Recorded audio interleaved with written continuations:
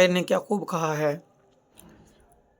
کہ پروانے کو چراغ اور بلبل کو پھول بس، صدیق کے لیے ہے خدا کا رسول بس۔ صدیق اکبر رضی اللہ تعالی عنہ کی شخصیت اعلیٰ اوصاف کی حامل، میرے نبی کے کمالات اور اوصاف ان میں سے انہوں نے روشنی پائی، اور 18 سال کی عمر میں لگنے والی یہ دوستی اور تعلق اور محبتیں آج بھی اسی طرح روزہ اقدس کے اندر